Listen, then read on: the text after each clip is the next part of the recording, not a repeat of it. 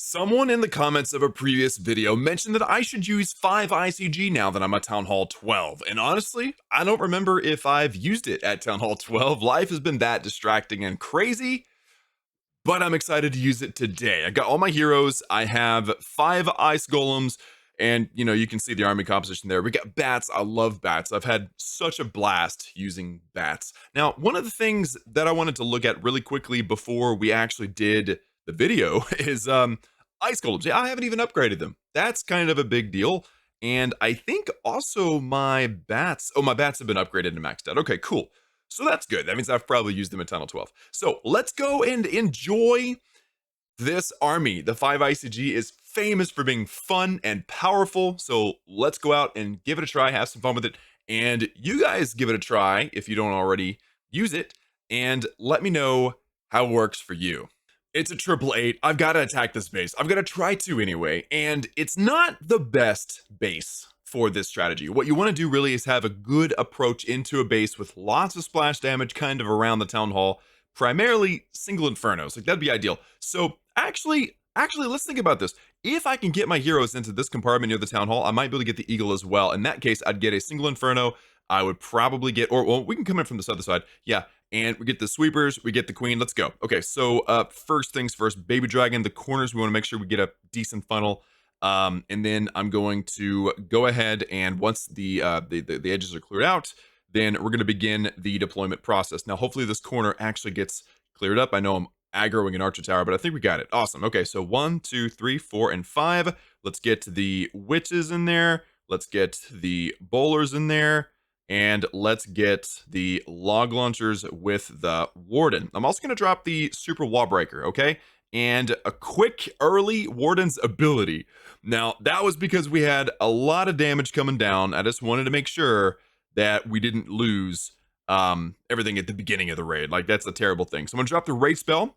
We have several freezes now we can hold on to, and a rage from the CC as well. So I might actually drop another rage into the core because we have a lot of things kind of wandering off. Let's put the king's ability and the queen's ability, and then I've got a nice freeze I'm going to cover the town hall with, and I think we're doing okay. Not great, not terrible. I think the town hall is going to go down perfect, and now ideally we would see the Eagle artillery go down. Unfortunately, that king survives. The Yeti wasn't able to get over there and wipe out the Eagle artillery. Fortunately, we do have a witch kind of working on it over there. There goes the wizard tower over there too. So we're looking good. We're not looking like perfect, but we're looking good. All right, so I probably waited a little too long on these bats, but there wasn't an obvious entry point here. Look at these witches taking care of the eagle. All right, you know what? Let's drop the bats out here. Boom, boom, boom. And then I'm going to throw down free spells onto the wizard towers. Now, because we had, again, I kind of brought this strategy or this attack on by mentioning, probably not the best base design for this attack strategy, but I wanted to try it anyway, and I think we will end up with a fairly decent 2-star. I'm going to go ahead and start the cleanup process out here. Go ahead and get the minions on that dark elixir drill. We get all the dark elixir, assuming that this drill goes down. We got all the dark elixir, which is really all I care about. But because the Eagle artillery stayed up, it really wreaked some serious havoc on our attack. So no 3-star, but that's fine. I mean, you know what? It's cool. So we got ourselves a lot of dark elixir, 8,000 plus dark elixir, and an over 80-something% 2-star. Not bad, considering that's the first time I've used that strategy in a little while.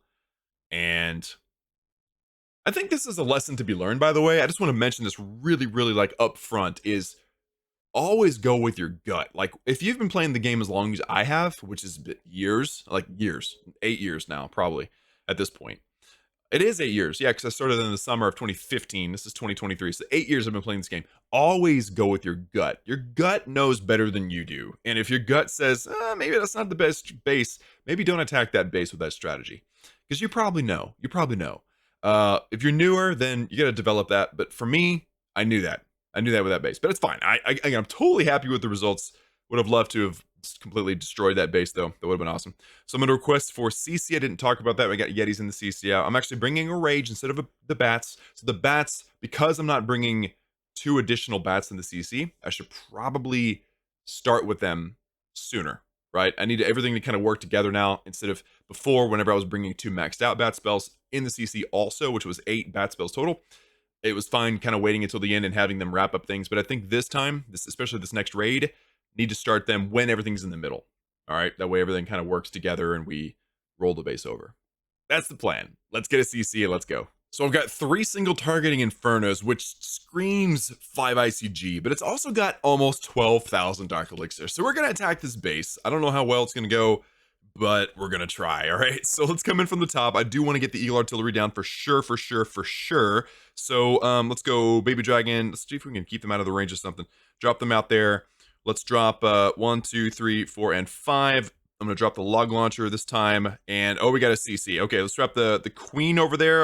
I've got no poison spell. Okay, that's fine. Bowlers, you're gonna be important for the funnel and the super wall breaker as well. And then of course I've got my warden coming down. The ice golem absorbed the eagle shot, so that actually worked out. And oh, I forgot the king. Okay, drop the king. Get in there, king. And then let's drop a rage spell right in there, and then the warden's ability. We're actually covering for some giant bombs. There goes the eagle, the electro dragon. Finally that CC goes down, and pop that king's ability. He's gonna rock in here and start wrecking into the core. So let's drop a freeze onto that group there, and now I think bats, right? So let's drop the bats right out here. They're gonna help out with the queen, and I've got my freezes ready. Let's drop a rage into the middle. I got my freezes ready for the wizard towers, if the bats even get near them. Right now they're kind of hanging out in the middle and they're raged, which is pretty sick, pretty amazing. There's the freeze there for that wizard tower. Everything kind of died out in the middle. That's kind of a bummer. Let's drop another freeze, make sure that the wizard tower doesn't take out all the bats. And yeah, just kind of fell apart. I wish that I had the maxed out ice golems. I don't think that would have made a huge difference, but I think it would have helped. And also obviously upgraded heroes, which is kind of what this video, this series, right? This video series. That's kind of what this video series is about, is progression, right? And kind of showing that, hey, upgrading your heroes, kind of important.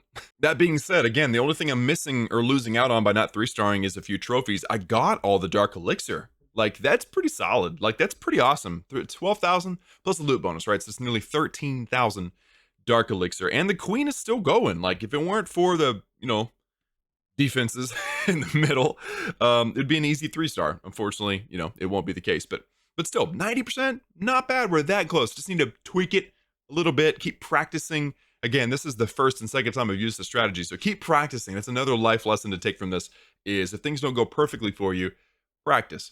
And maybe there's a strategy change you can make, and not just in Clash of Clans, but in life. Like, maybe there's a different strategy. Maybe